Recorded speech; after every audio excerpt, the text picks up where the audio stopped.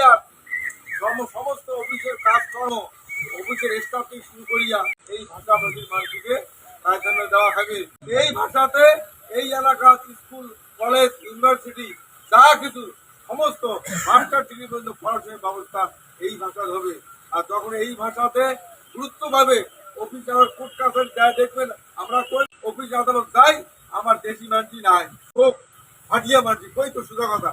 যখন এই ভাষার সংবিধান স্বীকৃতি পাবে, ওই নেপাল যেমন দার্জিলিং যাবেন, নেপাল, ভুটান, নেপালি ভাষার মান্যতা, ভুটানি ভাষা দিলে হবে। ওই জনগোষ্ঠীর মান্যতা পাইছে, ওই জনগোষ্ঠীর স্বাধীনতা ছাড়া অন্য জনগোষ্ঠীর মানি না।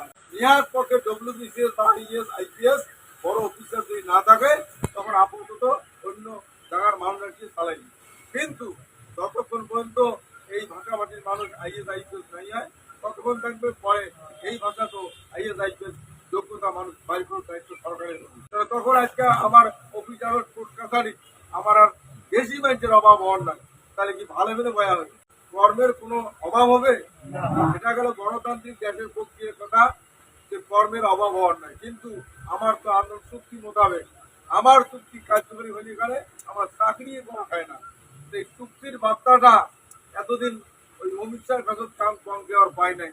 আমরা যেটুকু আলাপ করছি, যেটুকু কথার মধ্যেও যেটুকু বিজয়ের অবধি পরিষ্কার কয়া দিচ্ছি আমরা, যে আমার কুচবিহারের মহারাজ ভারতবর্ষ স্বাধীন হওয়ার পরে যে দ্বিখণ্ডিত একটা খণ্ড ভারতের সমস্যা ঢুকছে, সেদিন ভারতবর্ষের সরকার বল্লভভাই প্যাটেল, স্বরাষ্ট্রমন্ত্রী, প্রধানমন্ত্রী জওয়াহরলাল নেহরুর অনুরোধে আমার কুচবিহারের মহারাজ এই কুচবিহার চুক্তির মধ্য দিয়ে যুক্ত করে দিয়া অখণ্ড ভারত করে দিতে, আমরা সেই মহারাজারে বংশধর বা মহারাজের প্রজামণ্ডলী আমরাও আজকে মনে প্রাণে এই ভারতবর্ষের অখণ্ডতা বজায় রাখার জন্য আমরা প্রস্তুত।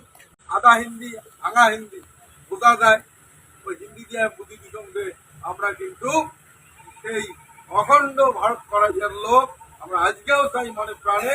তোমরা যদি আমার সম্মানের সাথে বাড়িতে দেন, আমরা ভারতবর্ষের অখণ্ডতা বজায় রাখতে প্রাণ দিতে একবারে করতে, ঠিক আছে, যে প্রতিশ্রুতি দিতে, ঠিক আছে। আরো একটা মূল্যবান কথা করছে, এই সমর্থনের পরে এই ভোট